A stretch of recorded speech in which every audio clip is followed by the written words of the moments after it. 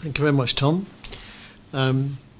So, two very interesting, hopefully, to you, presentations. Very thought-provoking comments from Tom about the way the trends, for example, to begin with, are affecting older people in particular, and then second, what the key trends in disaster risk reduction appear to be.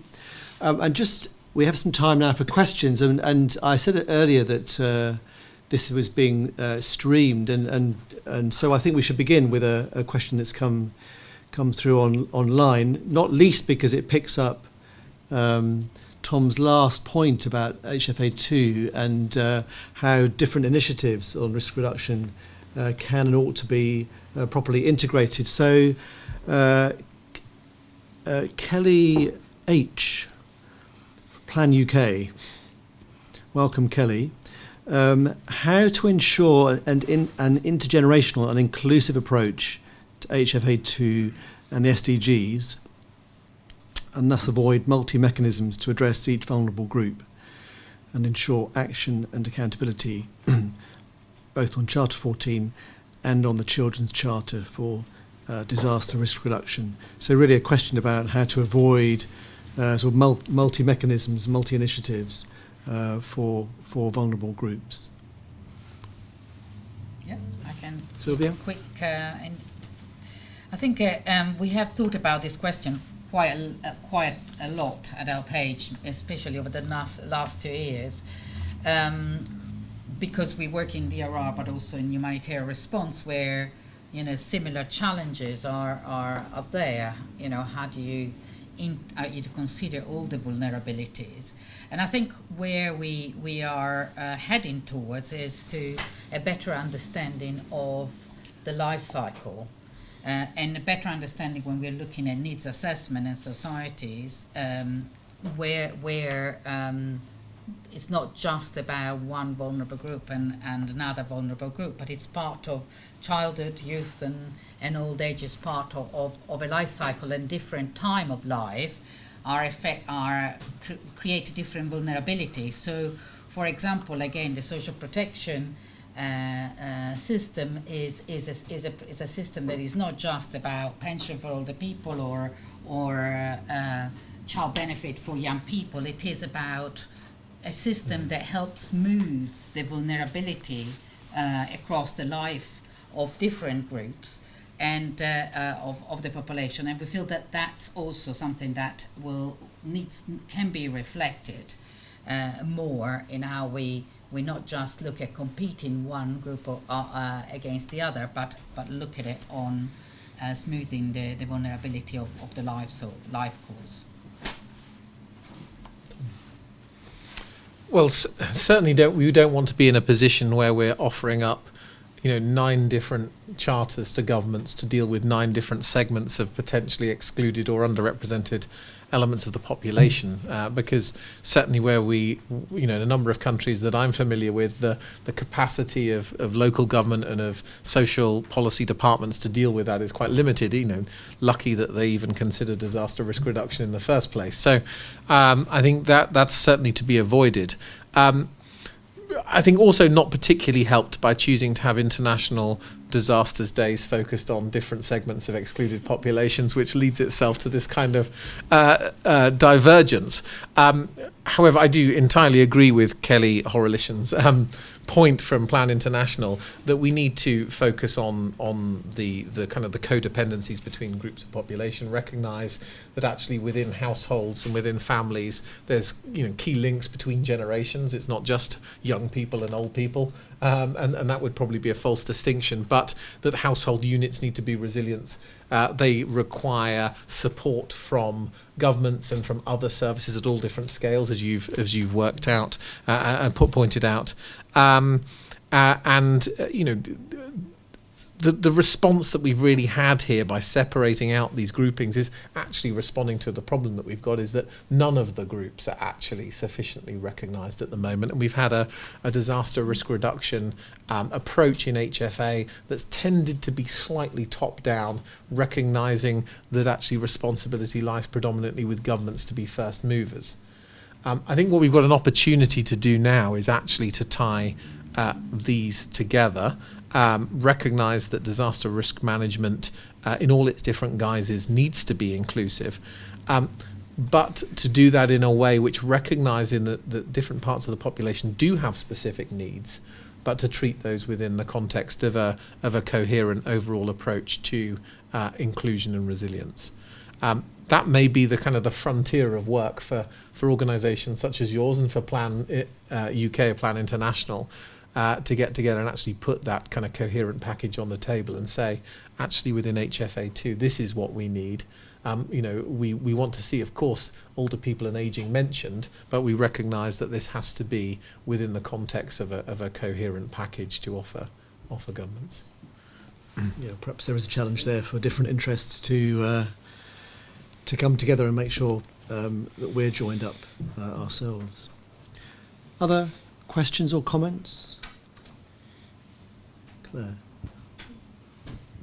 Yeah, I think it's a good point about the different kind of competing vulnerable groups at the moment. I think the use of major groups within the HFA process probably isn't helping that either. But I think in terms of a practical way in which the kind of groups would come together under a new HFA would be, one, there's the monitoring of the data. Now, we all need good data. So one of the calls HelpAge makes within the new HFA is a strong and clear data framework within the monitoring process. So we have data on older people, on children, on people with disabilities, and not just in the impact data, but actually in the actions that governments take and how well those groups are being reflected, and different kinds of people are being reflected within those initiatives.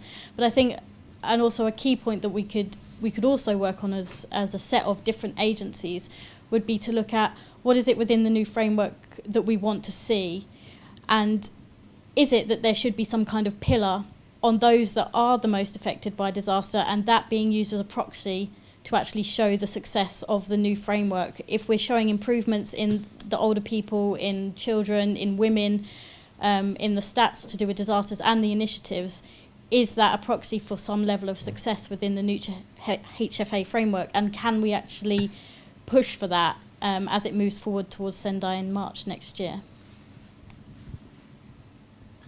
Thank you, Claire. Other comments or questions?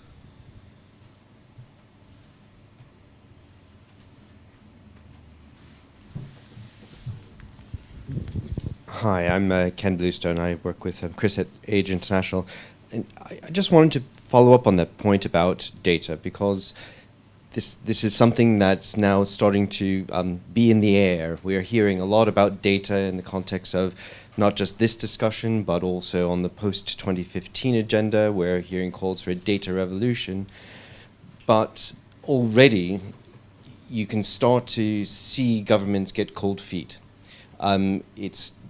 There's a lot of concern about how big this agenda is, and it's not something new either. I mean, we've been saying, many organizations have been saying for a long time that we need to have better disaggregated data. I suppose the question is, what do you do about this? How do we actually get to the point where what is meaningful data in the context of this discussion? And how do you do this in a practical way which doesn't give governments and the agencies involved nightmares at night in terms of cost and practicalities? So what to actually do about data and the affordability, Tom? Well, I'm happy to kind of share a couple of anecdotes which might help to elaborate this a bit. Is that my organisation has been taking a set of proposals to governments involved in negotiating HFA on what to do about data, and to make some suggestions about blending data that comes from the kind of the bottom up with data that's available from using more, I suppose, scientific data sets, or those associated with models, as well as those that are tracked in other areas, to kind of pull them together to give something of a kind of a dashboard of data on progress with disaster risk reduction. Now, I think the reaction that we've had to that has been very interesting. I think in some countries there's very significant interest. They talk about national loss databases that they've already been creating, building on those. Now, the reasons for that, you can go into, but for some countries it makes good sense internationally to come out with a very good list of losses, and so the kind of incentives are in the right area. For other countries, actually issues of data around disasters are seen as national security issues. And there are countries in the Middle East that I've spoken to, so there's absolutely no way we're signing up to something that which would require us to share full data on some of the things we face. So there's a very, very, I think, different set of reactions to this data problem, which is about cost. To some, I know the US, for example, have raised issues of cost of disasters data as has been proposed. Canada too, countries that think they're going to have to pay for it and foot the bill in other countries. There's something about national security issues where, China, for example, has some of the very best data on socioeconomic profiles of people affected by disasters, but will not share it. And then there's issues of actually lack of capacity in national statistical offices. You're being asked across this data revolution, huge impact on national statistical offices that may be, staffed by just a small handful of people, being asked again and again to add further streams of data to this, to add further requirements of household surveys on a recurrent basis. So I think you've rightly identified that this data question is a huge one, one that has lots of different nuances to it. To my mind, there's two elements that I want to push for now. One is let's get some high-level principles in the HFA2 about what the data requirements are, what the monitoring of progress is expected to look like at an international scale. But then let's push the problem down to regional and country level to set country level expectations of how that can feed into that. I think the second element is to make sure that we're not requiring every single country to be producing the only data we have about disasters. I think it would be wrong to require every country to do that, and if we can get agreement that data can be supplemented and progress tracking can be supplemented through other sources, then I think we've actually got a slightly new landscape of accountability there that we can work on, where the data sets that we have access to can say something about progress in national governments without necessarily requiring just a self-reporting framework. So it's a huge area, one that I think is not going to go away. This is a 20-year project, actually, in this area of disasters, where we've not really got to grips with the problem in the first 10 years of the HFA, where we've been hugely process-oriented. Sylvia. No, just a quick comment. I agree with what a lot has been raised, and also the response about being able to start somewhere and make some progress. And I think the point of then making sure once the principles are agreed is the collection of data and the use of data is pushed down. I think is what we would be very interested in as well, because it's country and down to community in terms of how you make the data and the understanding available, and for it within especially also older people and older people issues, the knowledge of disaster and how the data can be collected at a very local level and used at a very local level. So just one follow-up point is I think we place a lot of responsibility on governments here, but actually, hand on heart, as those within major civil society organisations, how good are we at sharing the very significant amounts of data that have been generated through capacity and vulnerability assessments, through assessments of different communities for risk assessment? Actually, it's about different groups coming together at national level and agreeing common protocols for sharing all the data that they have in a way that creates that kind of set of responsibilities across a range of different actors. I remember having discussions with IFRC, for example, that says, look, we've been doing capacity vulnerability assessments for a long time now. We've got huge sets of data here, but actually we don't systematically use these in any way. What can we do? And actually the landscape of data availability on disasters would be radically changed if major international civil society organisations agreed a common protocol for sharing and making that available on a national basis. Claire, you wanted to add a comment on this? Yeah, just to kind of feedback on Tom's comment about the need for it not just being governments to produce this data. One of the things that HelpAge International with UNISDR will be doing in the run-up to Sendai is doing a kind of offshoot from our Age Watch Index, which will be the Age and Disaster Index, where we're going to be taking some of the data sets that the InfoRM process has taken and looking at where those can now be disaggregated into age data, where that's possible to do that, but then also what could be supplemented for some of the indices within that, where there's been a very much a focus on child mortality, child-based measures, and how some more age-based measures that we can take from Gallup data, ILO data, could be used and supplemented within that methodology to look at specific risks and vulnerabilities in a data sense, and then running an index in that way of countries. So that's one of the things that we do have planned to be quite proactive and quite kind of encouraging that some of this data can be disaggregated. We can see what the situation is for older people in some domains, but there's still a gap. So it's not just for governments to collect. There is the potential to do it already in some respects, but you know, there's a lot of work to do still. And I also agree on the participatory vulnerability capacity assessments. It's a mainstay in nearly all DRR community-based programming, in HelpAge's programming through our OPAs. We've done countless across countless countries. But what do we do with the data? Where do we put it that other people can see it? There's nowhere that can take both the qualitative and the quantitative data like that. So that's possibly a challenge for HFA too, is to find some way of sharing data from the localist kind of level up to the kind of higher national level data sets. Thank you. Other questions or observations? Yes. Thank you.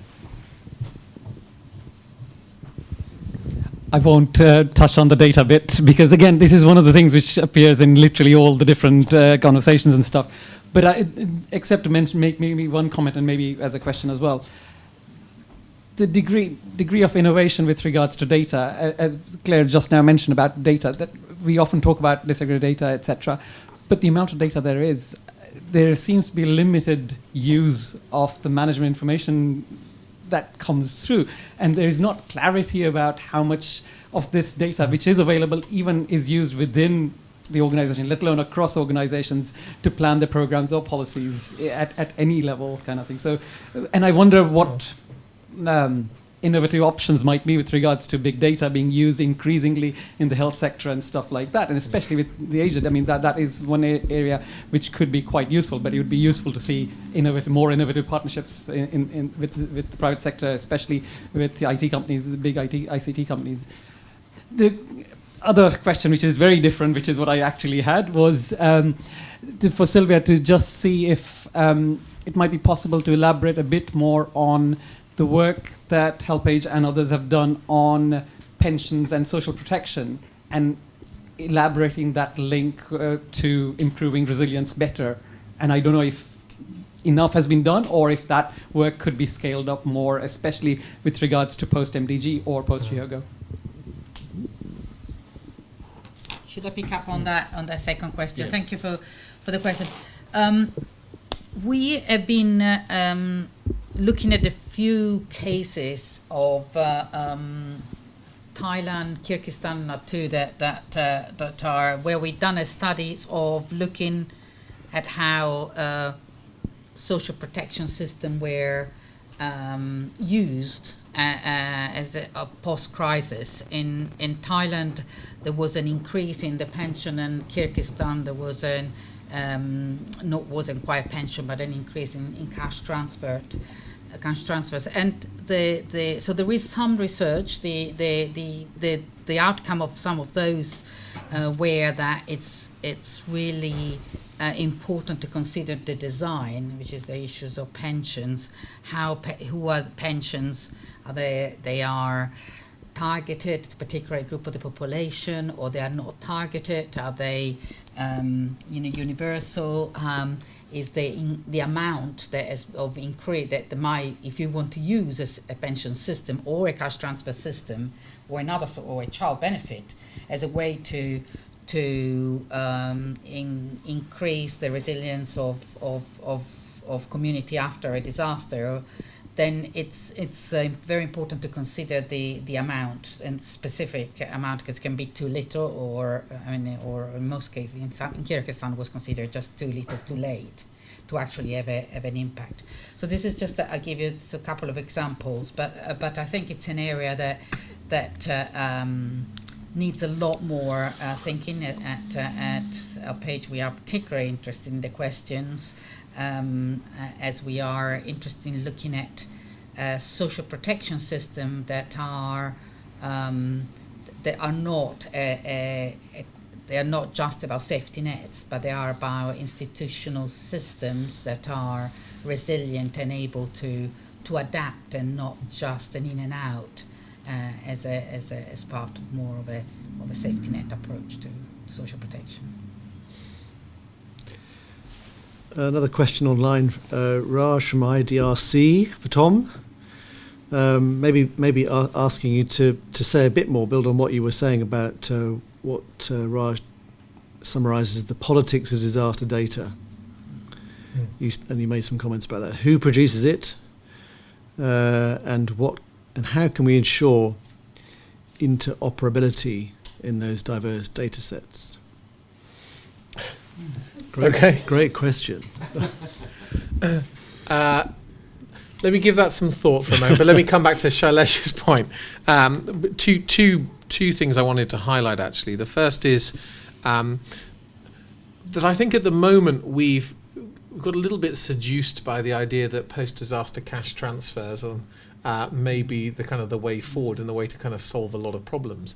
What we've not got to a point yet is thinking, actually, the improvements that we've seen in early warning systems and our science actually would allow us to do quite a lot of that before a potential disaster struck. And there's various pilots going on here and there about whether it's insurance schemes or cash transfer or other forms of social protection. But can we get to a point where we start to scale up our use of financial measures on the basis of early warning systems, rather than on the basis of there need to be some kind of realised loss? And I think if we can do that, and we can get that right in some cases, we can start to create some kind of demonstration situations where we can really avoid quite a lot of problems. Now, it requires a lot of different parts of systems working together incredibly well, including using big data to think about targeting and to think about the actual provision of the warnings, and making sure that scientists and those able to transfer resources fit together very quickly and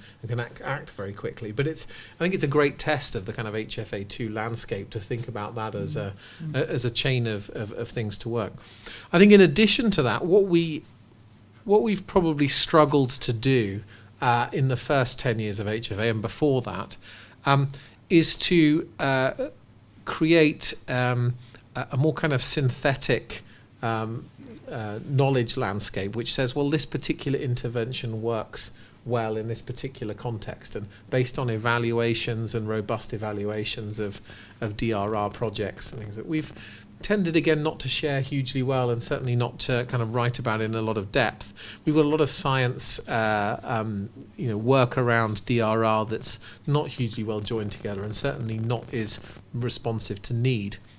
I think where science major groups have made a step forward around HFA2 is to say, well, maybe we do need a bit more of a centralised approach to filtering disasters data, both in terms of progress on disaster risk and looking at the kind of practicalities of that. Something more akin to a kind of an IPCC light version, something that builds on the kind of SREX reports that we had, and does so for kind of HFA2 on a bit more of a systematic basis, where we can take some of the data, albeit at different scales, and say, well, actually this is what we can conclude from it, and here is a bit more of a kind of assumed kind of knowledge that we can rely on.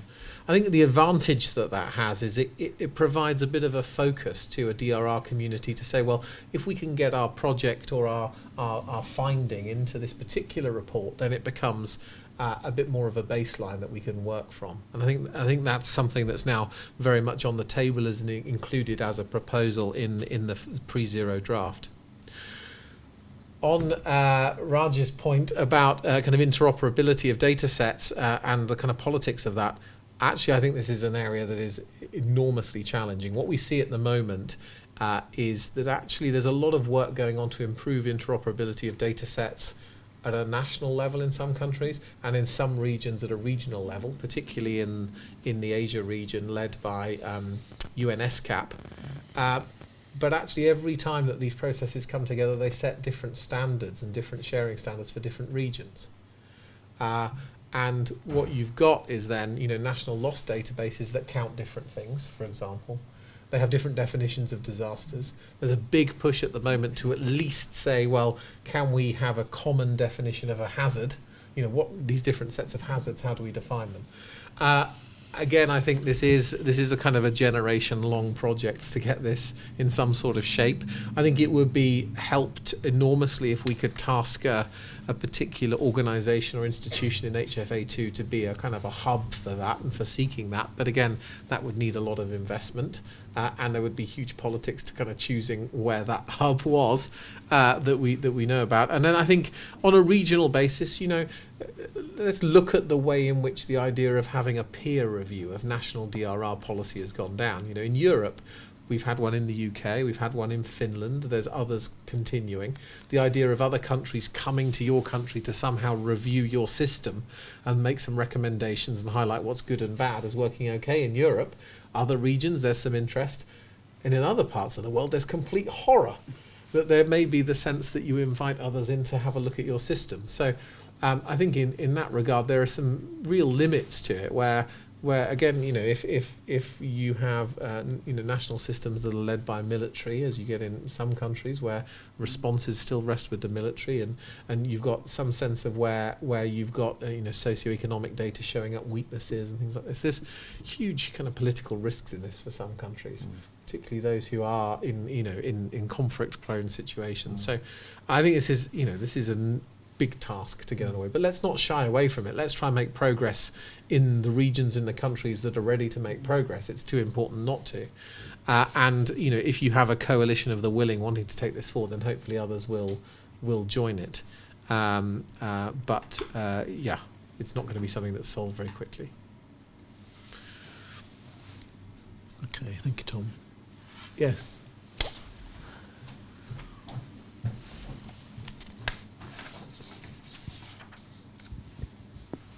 Hi there.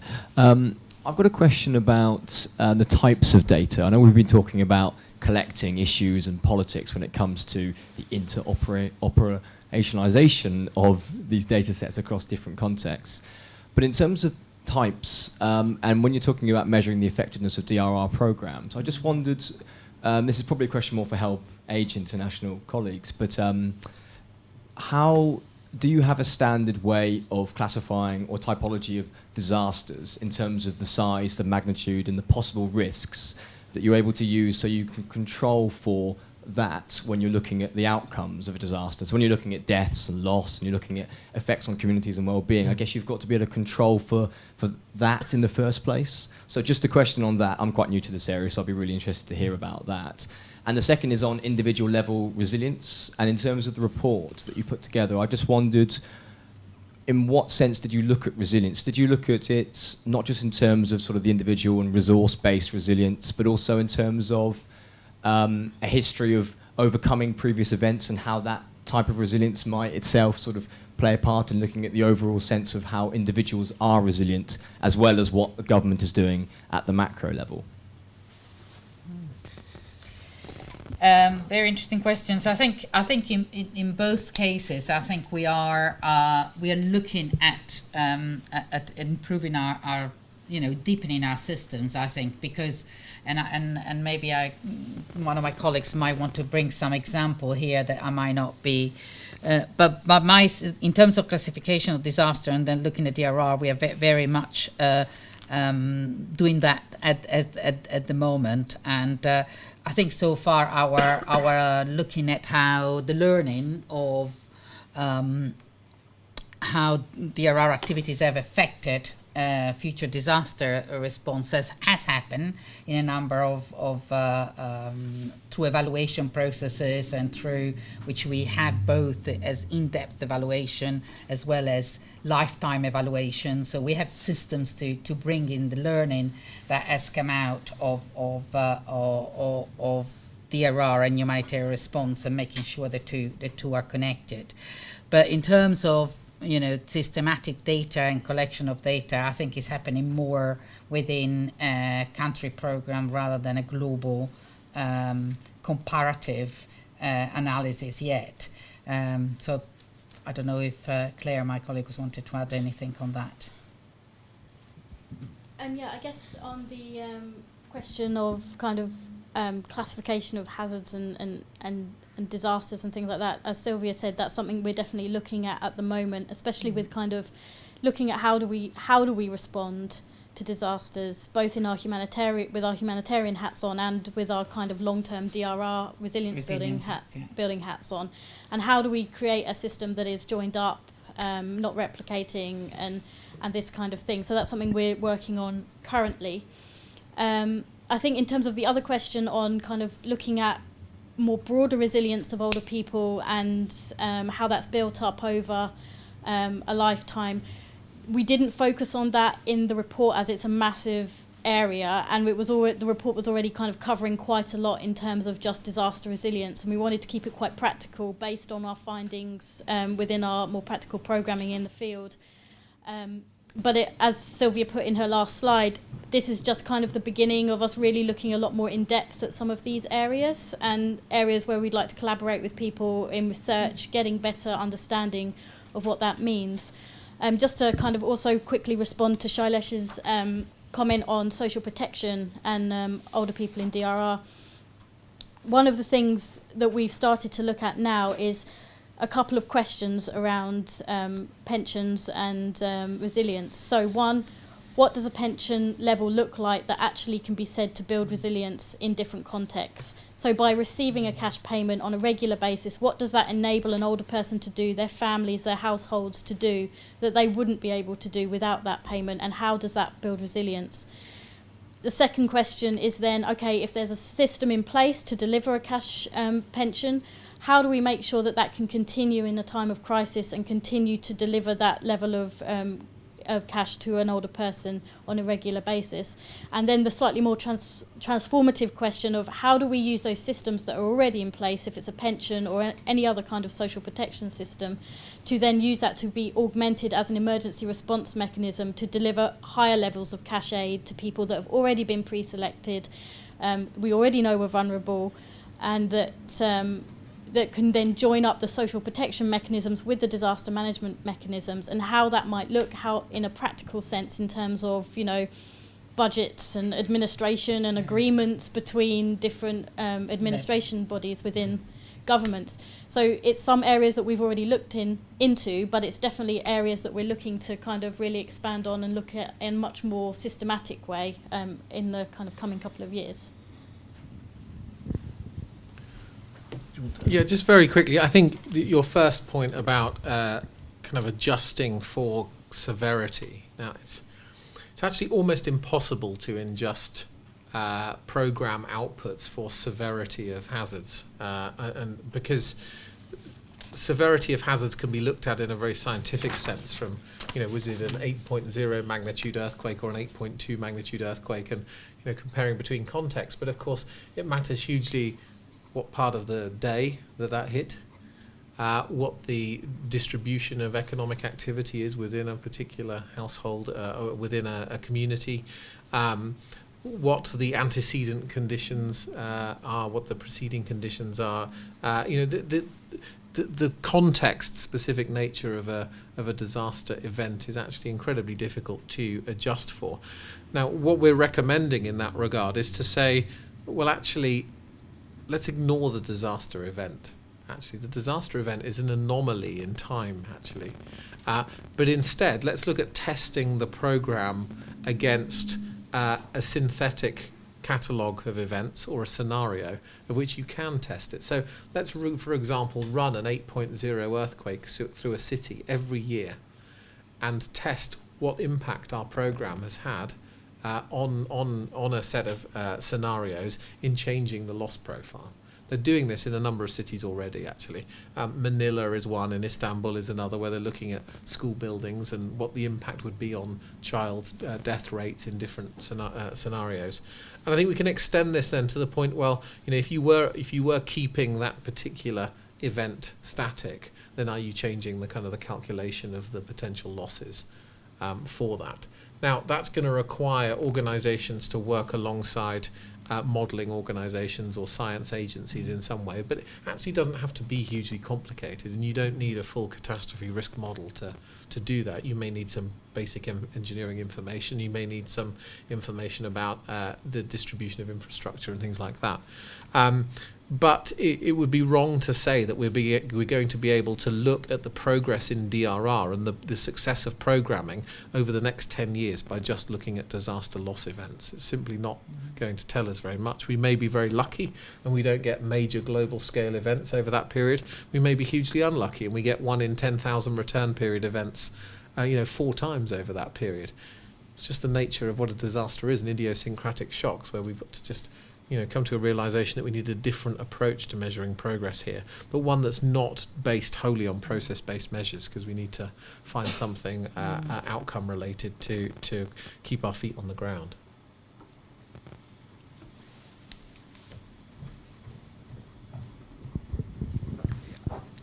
Picking up on that point about being outcome oriented, because I think one thing is, putting it back into the context of awareness raising, and actually the extraordinary thing that this day is, that we actually have this international day that's saying, actually, let's recognize the fact that aging and older people are a part of this equation. We need to really boost the visibility and profile of them. We need to understand it better and do more with it. That itself is a huge achievement, and actually is a really important part of the equation. But just to put a bit of a pessimistic note on that, we have lots of commitments, actually. We have lots of fine words in the past, and in terms of emergency responses, you've got clusters, and you have, people nodding their heads and shaking their, heads and saying, yes, we should be doing something about this. But when you actually scratch the surface and see what happens when an event occurs, when people are in need, how much money actually goes to helping the older people that we're talking about, how much of the response gets mobilized that recognizes their needs. And I guess I know Sylvia's response to this, but Tom, you're traveling the world, and you're speaking with lots of different people about these things. I'm really curious to get a sense of how many, in terms of the frank, unprompted discussions you have, how much are the governments, the agencies that you come into contact with, recognizing that this is an agenda that they need to take into account? And maybe, what do you have any suggestions and advice? How do we make that transition from, the ideal, the awareness raising where we are today, to actually taking the actions that are necessary? Because that's the hard transition to make. I think this audience has been particularly skilled at asking really challenging questions and getting to the bottom of these issues. I think it's a very good question. Look, my honest response would be is that while the last decade I think has seen a huge improvement in the awareness of issues related to disaster risk, and certainly improved investment in some areas, improved visibility in terms of government policy, there's relatively little of that that's actually translated into action. Action on the ground and action in communities. I think on the flip side, for all the community-based DRR projects that we've had, there are a lot of communities around the world, and we've certainly not reached very many of them. And the connections between the two have not been fabulous. We've had a top-down HFA measure, we've had a lot of civil society programming, community-based DRR. The two have not hugely come together very well. And let's be honest as well that in many countries, disaster risk reduction, in actually reducing risk, as a key element of government policy and of local government policy is pretty rare. You know, what we do see is improved early warning systems. I think that's important. We do see improved attention to detail on issues of preparedness and improved capacities in some areas in emergency response. But reducing risk has been really quite tough for many governments, where it's actually cross-cutting. It requires lots of different parts of government to be joined up and thinking about this, and that is a significant challenge. I think in terms of where you see specific provision for older people in any of that, you'd have to say it was pretty rare as well. And to some extent, you're kind of lucky if there's any particular appreciation of the different segments of society with very different needs, and to manage that on a very systematic basis. I think the other dimension is that we ask an awful lot in that post-disaster phase, actually, where there's very specific requirements of an international community. But our first responders are local communities who sit around those affected. They're those sitting in the next county or province across who are sending, very rapid supplies and people in to help. And it's a very human reaction, but one that the international community, certainly in the first few days, doesn't shape. And so actually it takes a long while for any standards that we might have in the international community to flow through. And there's a huge compulsion to put back in place what's been there before, because that's what people's expectation is, without thinking very hard about this issue of whether the recovery process can shape the bargain of risk in a different way. So I think, I'm not wanting to sound overly pessimistic. I think we've got a really improved landscape of awareness here. But it's going to take a lot more hard work to push this issue into all the stages and all the levels that we need to make disaster risk management, national systems for disaster risk management really work well. Just a very quick comment. I just think that your point, Tom, before on the interconnectedness, and that's the other, the interconnectedness of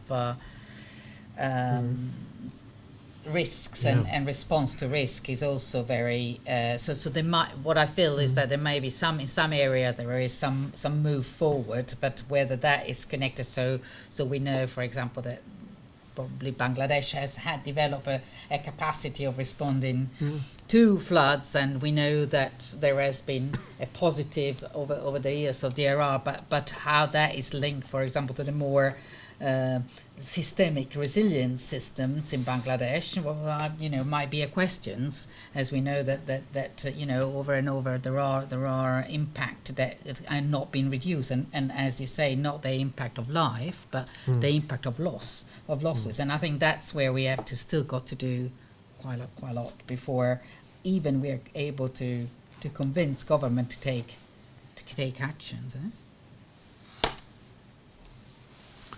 Yes.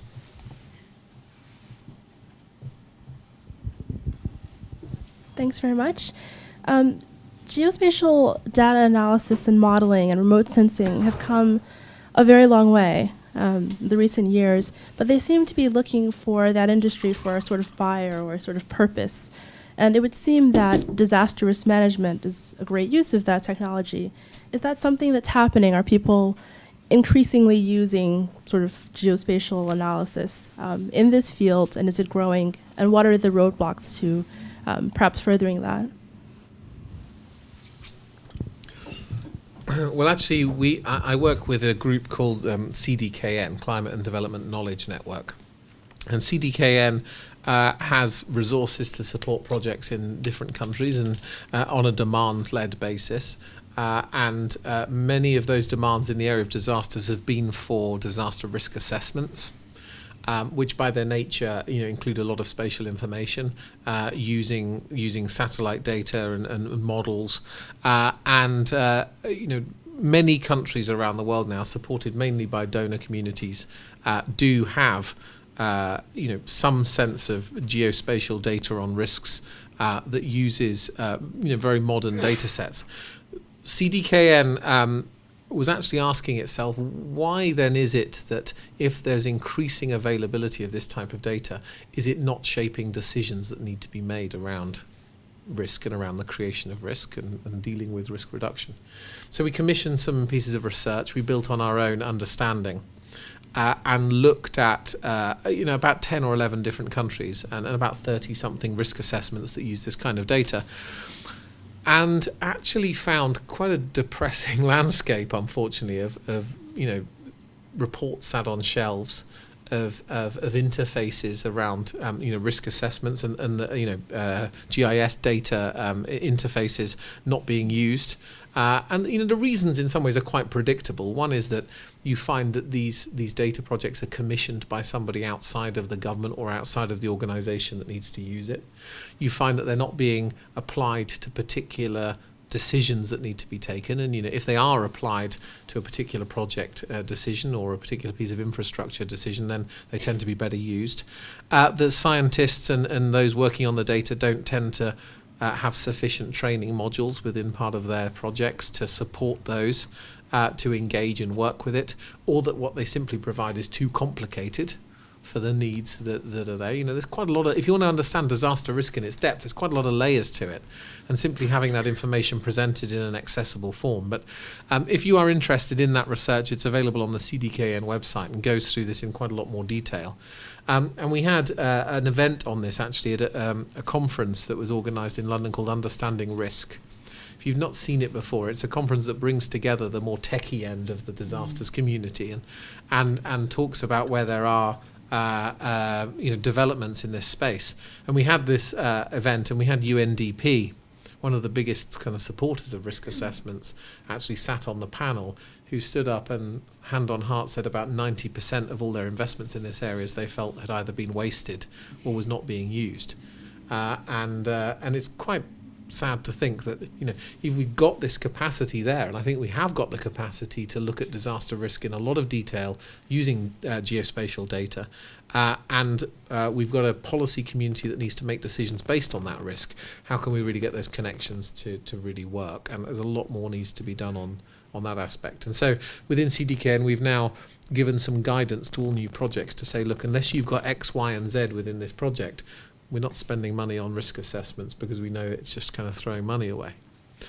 So we've got to be very careful in that regard. But yes, it's being used a lot, but we've got to make sure it's the value of it is really applied to where it's needed. Claire.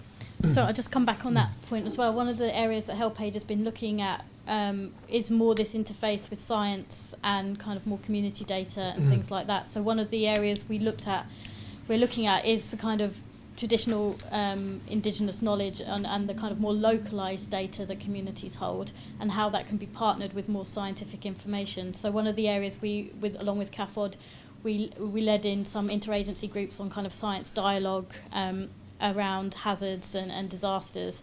And one of the things that we've done in a couple of our DRR programs, one in Ethiopia recently, has been this science dialogue session with older people in Ethiopian communities with meteorologists from the National Met Office, and asked them to work together in kind of, we called it a learning space, where they could present data, or not data in a more qualitative way, but it was data that could be used.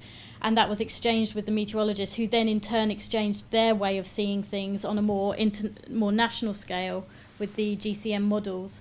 And then it became a kind of interface where one learned from the other. And I think more kind of processes like that to produce these more risk assessment type models, where the data isn't kind of alien or seen as probabilistic, but actually seen as something that's come from them as well as the scientists, or come from the organisations who are going to use it as well as the scientists, is what will work, because otherwise it becomes something that's imposed. And the science behind hazards and risk can be quite probabilistic and difficult to interpret if you're not familiar with what it means. But what we found is most people in communities, when they're acting on information that's uncertain, is quite familiar to them. They're used to planting their crops and knowing that there might be some uncertainty on what the yield will be that year. It's not something that's scary for them to do. It's just they can have the two different kinds of information and how they use that. And geospatial information is useful, but it has to be understood in a localized context. And I think initiatives like that to make it happen, but more on a bigger scale, are needed. Any final questions? We come towards the end of our time, but any more observations? Okay, I think that was a really great engagement, actually. Thank you so much for such a wide range of interesting comments that you've made. So I guess just to conclude, thank you for choosing to mark the International Day of Disaster Risk Reduction by coming to this event. And although Tom makes an interesting point about the limitations of a sort of special focus of these days when one's trying to take what one might call a whole community or a whole life cycle approach to disaster risk reduction. Nevertheless, there's no apology here, certainly, for commending the HelpAge report, Resilience in an Ageing World. Please do take it, and I think on the charter as well, please do take that and look at it. Claire's details are on that, at the bottom of that. If you've got any observations or thoughts about how your work in this area could more fully reflect the needs of older people, and your own sort of observations about the report when you've had time to read it, please do feedback to Claire. I'm sure that will be very welcome. But thanks so much for coming. Thank you very much.